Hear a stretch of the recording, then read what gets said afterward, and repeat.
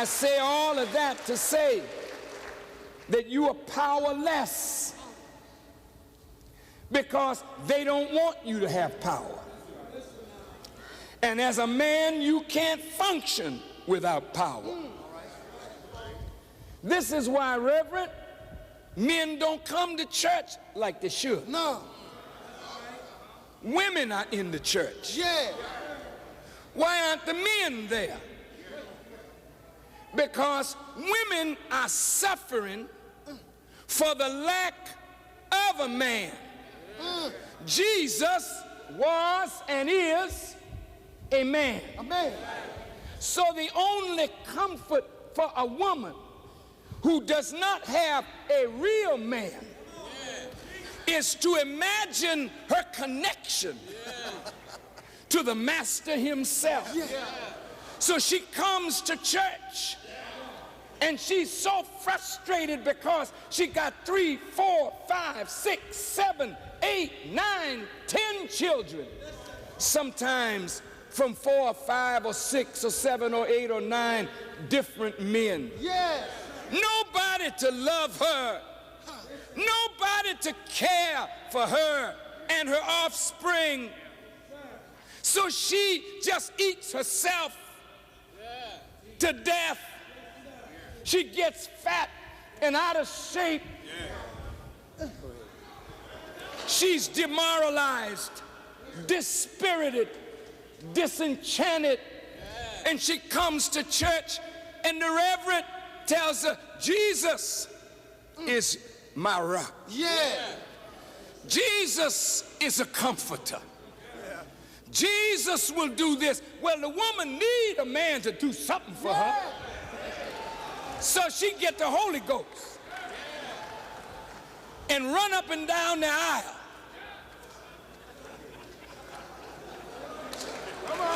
She gets the Spirit. But what she's really looking for is a real man of God in her life. Well, why aren't you there?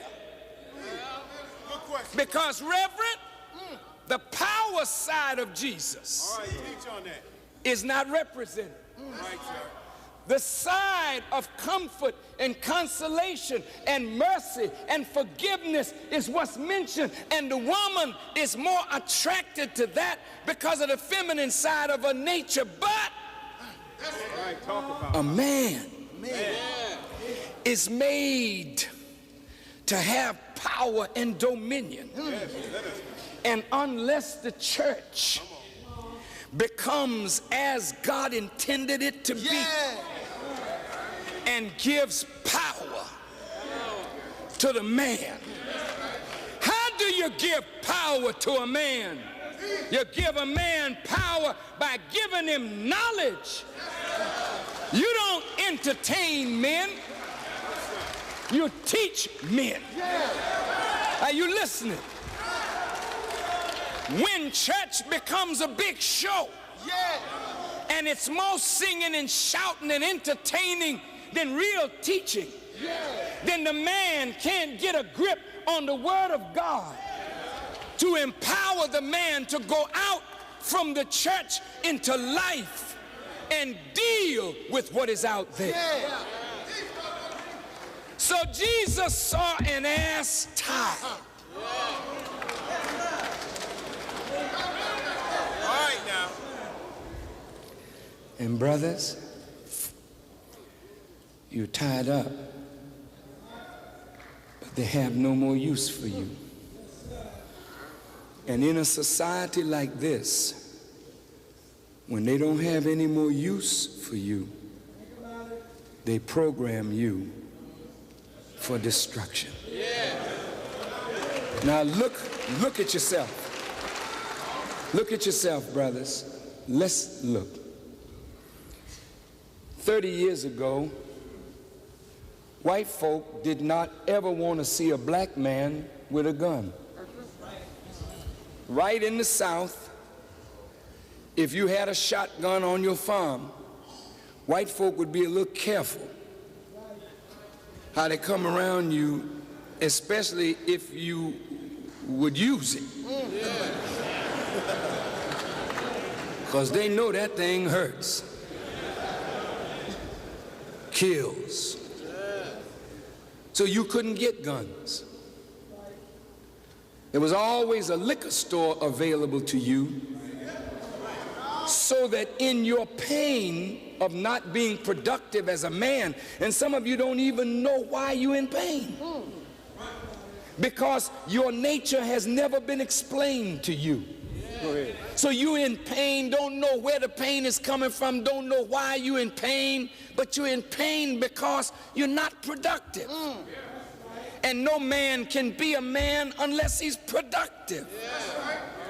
So that the alcohol man says, hey, brother, come on here. Take this for your pain.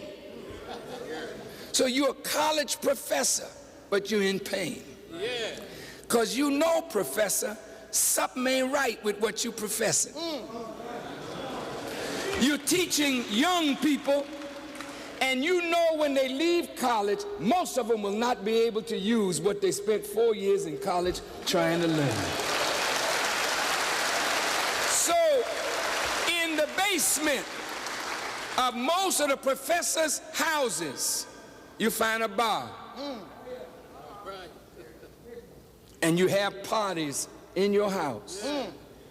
And your friends come over and you get drunk. And laugh and talk and get drunk. And get drunk and laugh and talk and tell jokes. And get drunk some more. And laugh and talk and tell jokes. And then go back to class on Monday acting like you professing. It's the same with preachers. No. Preachers are sad men too. Because most of them read the Bible about a God, but he ain't real in their life when white folk come. You understand what I'm saying? You say you believe in God. God is your rock. But don't let white folk come to your house in the midnight hour.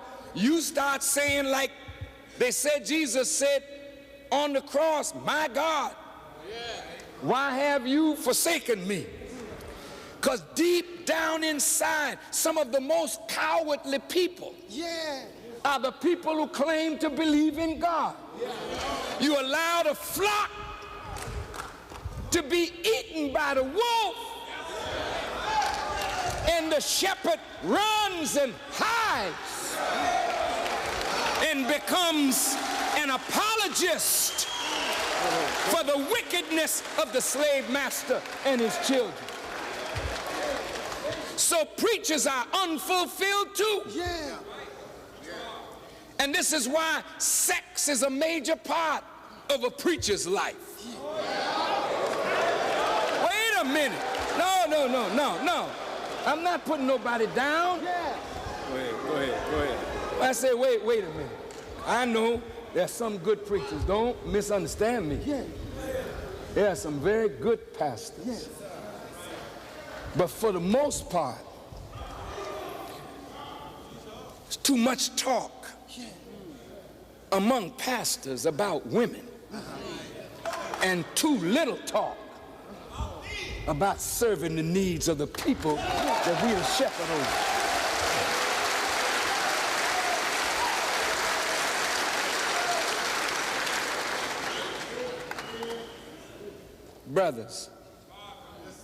Brothers, we're all in pain.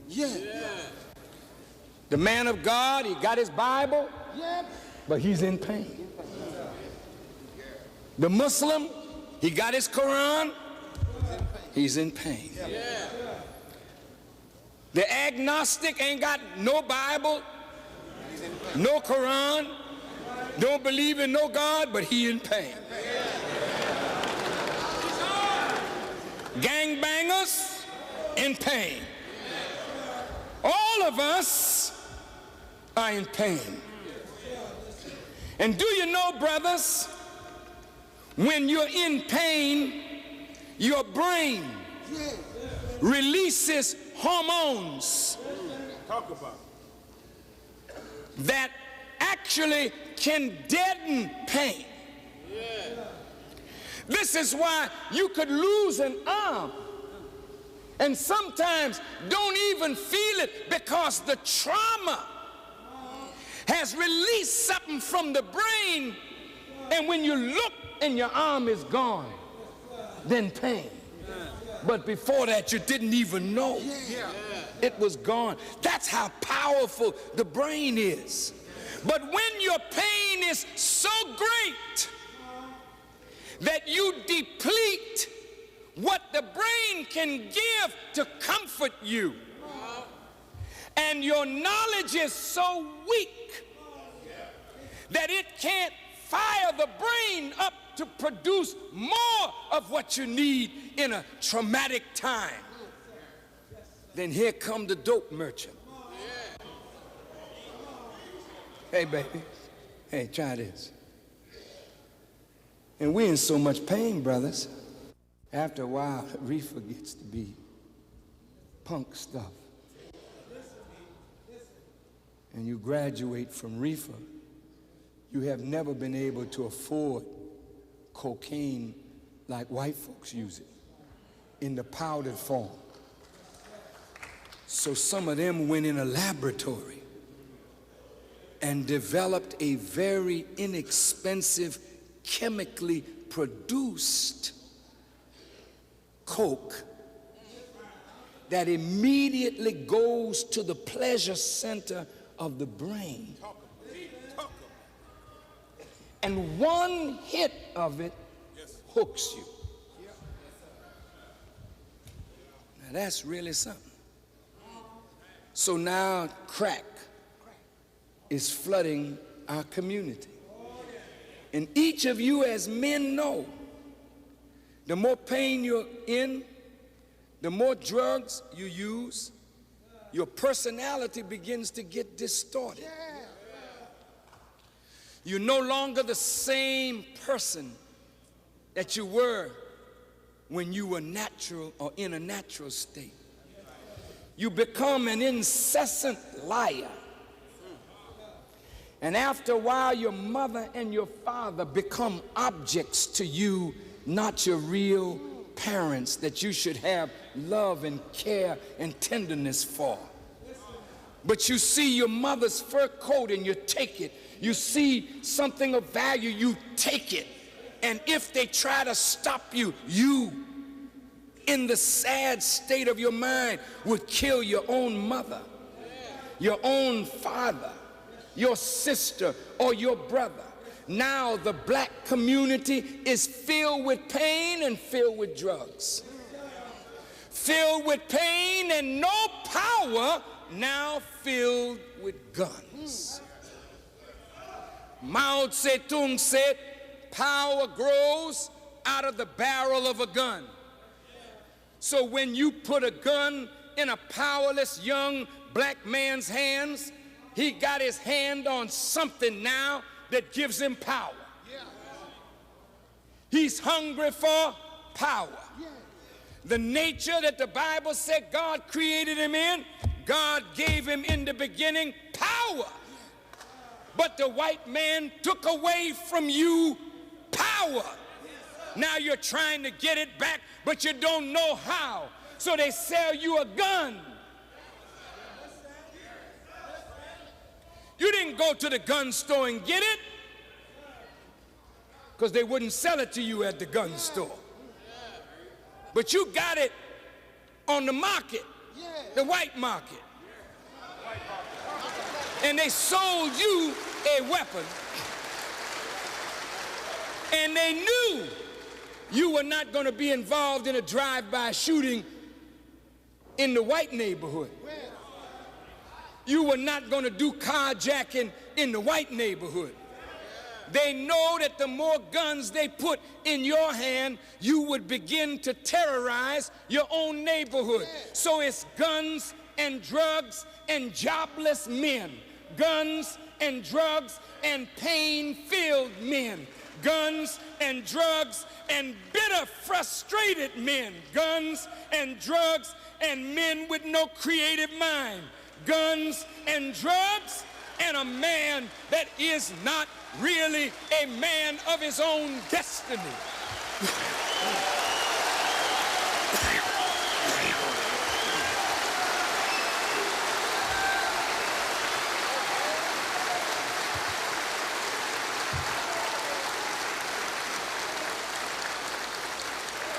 So, brothers, when you're like this, you don't see the brother sitting next to you as your flesh.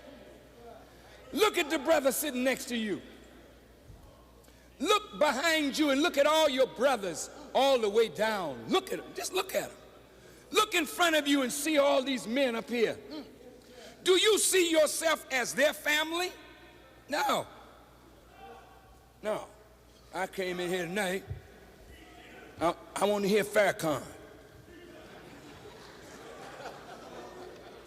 But something happened while you were in the line. You never saw anything like that before. Look at all these black men, man. They lined up all the way to the freeway, wrapped around the building. Nobody arguing, nobody fighting. Look at this, man. Look, look. Whoa, whoa, what is this? And when you sit down, ain't no women in the audience. You ain't rubbing shoulders with another woman that you could check out to see how short her dress is, what her thighs look like. You're sitting next to your brother, so there shouldn't be any sexual stimulation from being close.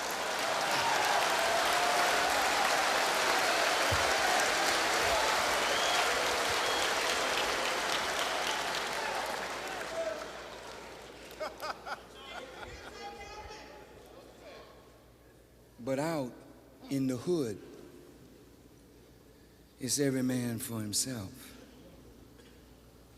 And so when you got a gun, you feel you got power. You're at home, you call the dog may come.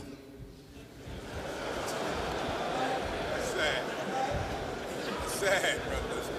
That's sad. You're at home, you call your children, they may come. But when you put out the gun, people start coming to that, what you say you want? Yes, sir. Yeah, I'll give every. That you feel that's real power. And then the kicker is when you squeeze the trigger and you watch the body of your brother gyrate under the heat of a bullet, and you see him cry out, "Oh God," and he gasps, and you watch his life ooze out, and you don't have no feeling for him. You go back home with your boys, you eat a beef burger, a hamburger, a pizza, and you go to bed like you did nothing. But those women that are out there cheering you tonight, they gotta carry their sons to a final resting place. For every black person that you kill, you have wounded whole families. Whole families around.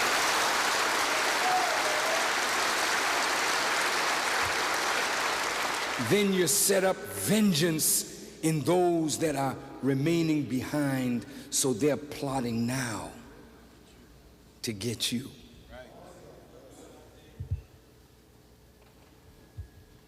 And you know, I watch white folks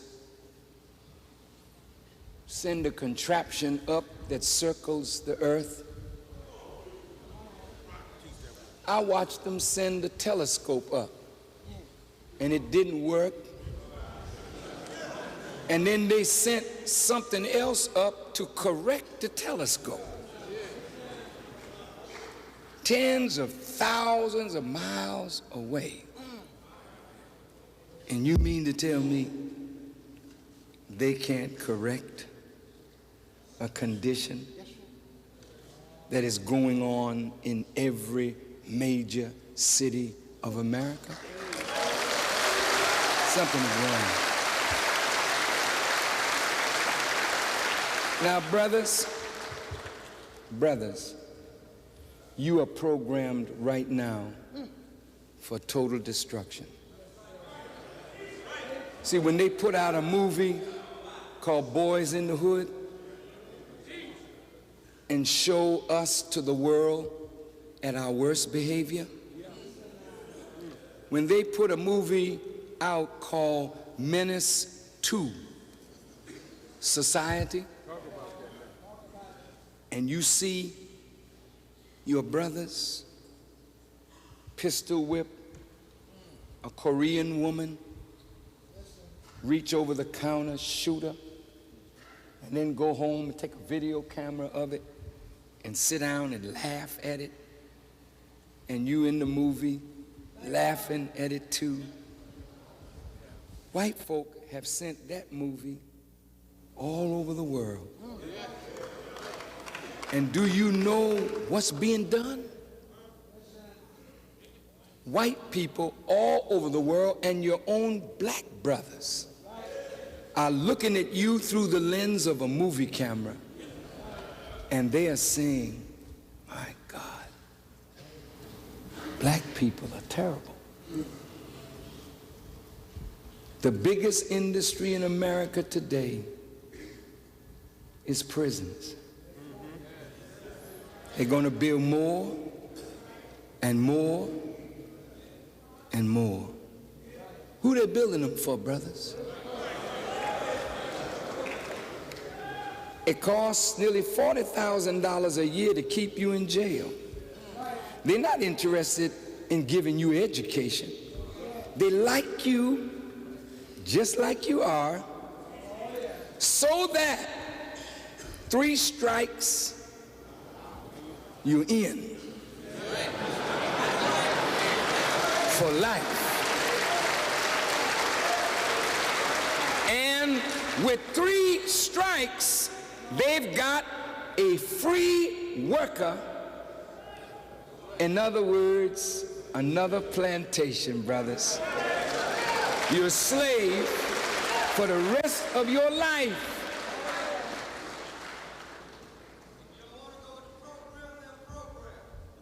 What is it, brother?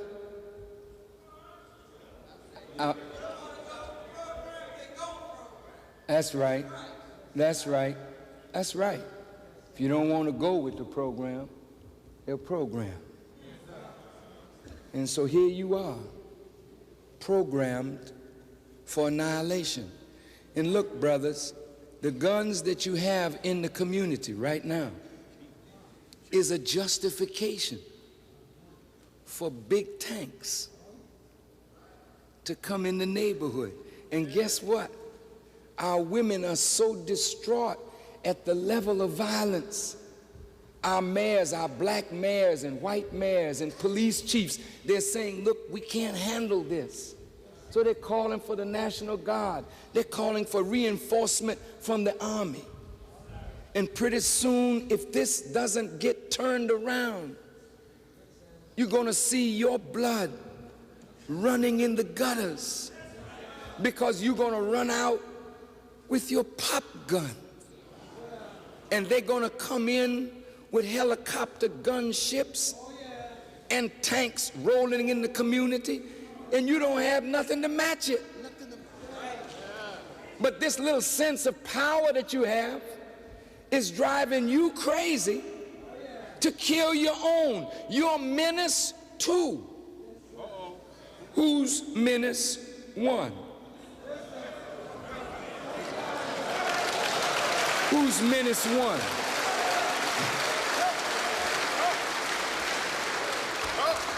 If I'm John the second, there gotta be John the first that I come from.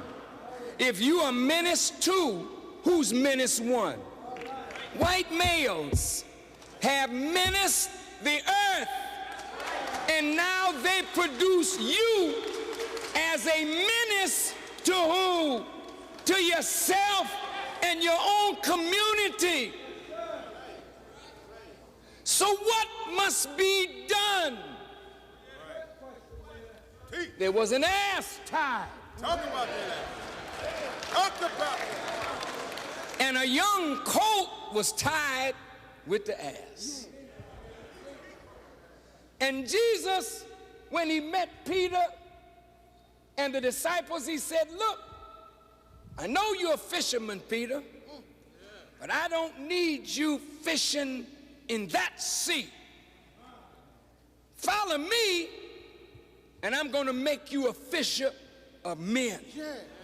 Because our people are in the sea of sin, and somebody has to go after them. But they like the water that they're in. So you got to bait your hook with something the fish like.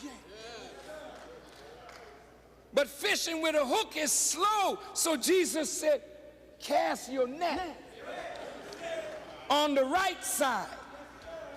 Reverend, we got to come with the right stuff.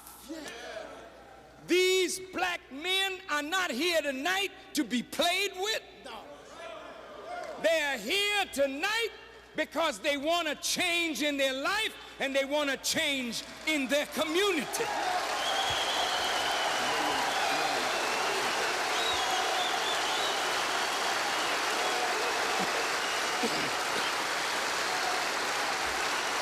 All praise is due to Allah. So brothers, in 1995, I would like to take 1 million black men to Washington, D.C. Tell our sisters, our wives, our mothers, our grandmothers, sweetheart, this time, please stay at home. Mother, you have always stood for us, and we've never stood up for our families. But we're coming of age now, Mom. And we want to go to Washington and state our case. Our fathers, sweat, blood, and tears built this country. Our fathers and our mothers worked from can't see morning to can't see night with no pay to build the economy of the South, to fuel the economy and the industrial revolution of the North. Mother, wife, sister, auntie, baby. We fought in all America's wars for a freedom that we have never achieved. We fought in the Revolutionary War that made America independent of England. But we don't have any independence ourselves.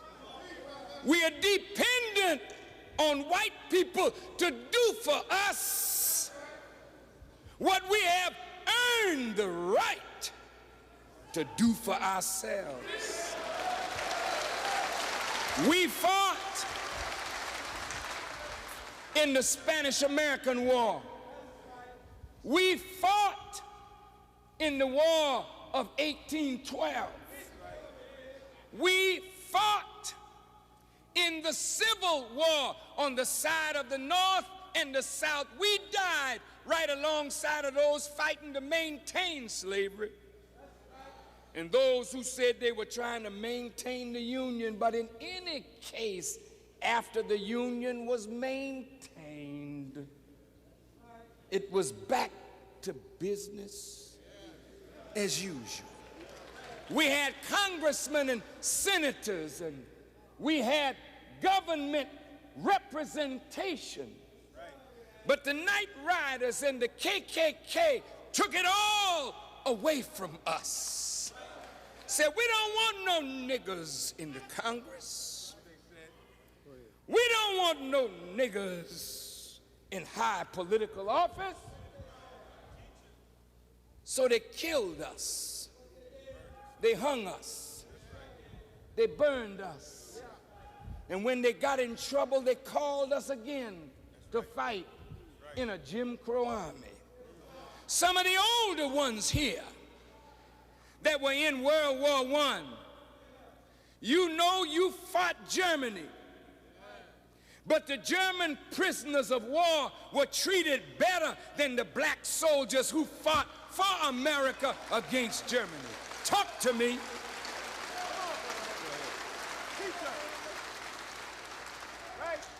Hitler rose again. World War II. Black men died at Pearl Harbor. Black men died in Guadalcanal, in the Solomon Islands, in the Philippines, at Iwo Jima. Black men died in North Africa fighting the Germans. Black men died at Anzio Beach, at Palermo, at Naples, to free Rome, to free Paris, to free Europe. Damn it! We died to build America. And America has rebuilt Germany and Japan, and the nigger is still suffering and dying in the streets of America.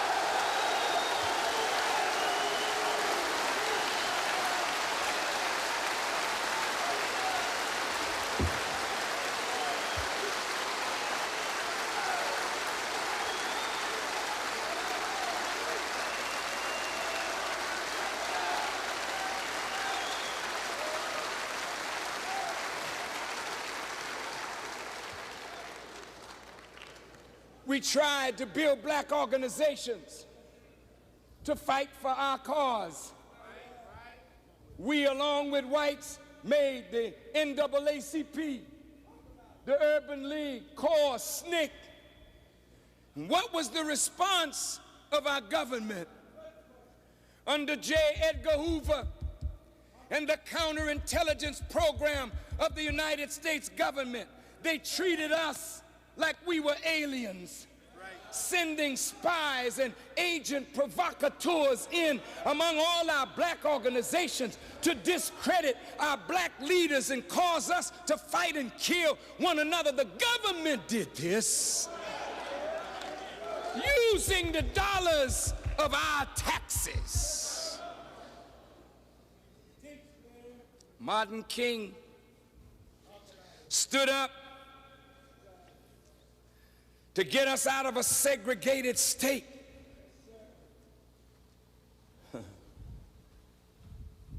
And men had to die, women had to die, just so others could drink at a fountain or go to toilet in a public place.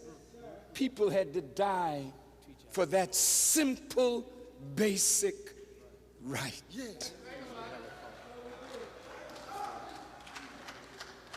Think about the sacrifice that our fathers have made to build America. Think about what government has done to show their contempt for us. I think it's time now that black men stand. I think it's time now that black men put the gun down for the destruction of yourself and your brother. It's time now for us to say to the government of the United States, here we are, here we stand. The black men, the children of slaves that built your country, that fought and died in all your wars. Now look, we don't intend to live in poor housing. We don't intend to live like dogs. You owe us a debt. Germany is paying reparations to the Jews for the Holocaust that the Germans put on the Jews. All Germans didn't do this,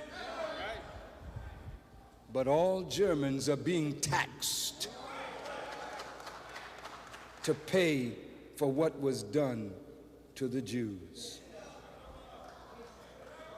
In 1941, when Japan struck at Pearl Harbor, Japanese Americans were rounded up and sent to concentration camps. And the government admits she was wrong. She was wrong. So they're going to pay reparations to the Japanese. Look at our condition, brothers. Don't we need a repair job? Don't we need somebody to repair our broken heads, our broken hearts, and our broken pocketbooks? Brothers, here's what we have to do. I know our time is late, and I don't want to keep you too long, but I want to say to you that you who feel that you are despised and rejected, that you are the bottom rail, that you are the last, that you and I are a foolish people, God said, I will choose the foolish things of the world to confound the wise. I will choose the things that are not, to bring to naught the things which are. I will choose the despised and the rejected, and the bottom rail will go to the top, and the last shall be the first. This is the Lord's doing, and it is marvelous in our sight. Whether you know it or not, black man, God has chosen you. Not because of your blackness, but he's chosen you because you have suffered in the furnace of affliction. And now, as Reverend Jackson said, the more you burn gold, you never burn it, you only purify it by removing its dross.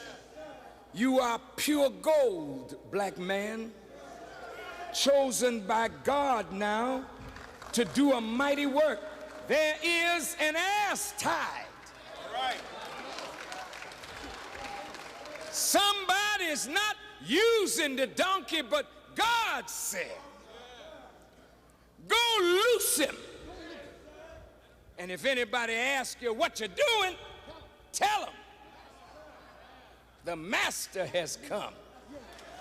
He has need of that donkey. Brothers, don't leave. Don't leave. You're gonna miss something if you leave. You're gonna miss this. Whether you want to know it or not, brothers, you are more important than you think you are. This Quran, which is the book of scripture of the Muslims, I would like to read a verse from it. It says, in the name of Allah, the Beneficent, the Merciful. O people, keep your duty to your Lord. Let's stop right there. Every man among us knows you owe a duty to God. And you know how I know that you know? Because every one of you and every one of us, when we get in trouble, and each one of us in this room has been in some trouble that's so deep, you call on who? God. Now, when you called on him, brothers, what did you say? What did you say? You said, listen to your words now, God. And when you called him, you were real sincere because the trouble was deep. And listen to what you said. You said, God, if you just get me out of this one time, didn't you say it? How many have said it? Raise your hands. Come on. All right. Now look at what you said you was going to do. You said, God, if you get me out of this one time, I'll serve you for the rest, come on, of my life. You know you said it, and you know you lied. Brothers, when you said it, the Holy Quran says, and when I brought them safely to shore, lo, they set up other gods beside me. Surely man is ungrateful. You forgot. Now, brothers, the Quran says, keep your duty to your Lord, who created you from a single being and created its mate of the same essence. Stop, stop. What does single mean? Is God one? He created you from himself. Oh, you gotta hear this. He created you and me from himself, and he created our mate of the same essence, meaning your woman is from God and you are from God, which means what? That the nature of God is your nature. So every one of you that are from God, and that's all, you are of divine. Your nature is divine. You are the people of God. Let's go a little further. You're black. Are you black because you're cursed? No. No. You're black because you are the first creature that he created. And you took your color from the darkness out of which you emerged. Listen good now. You're not black because you cursed. You're black because you are the original human being from whom all other human beings came. You are the first from God. Can you prove it, Farrakhan? Sure.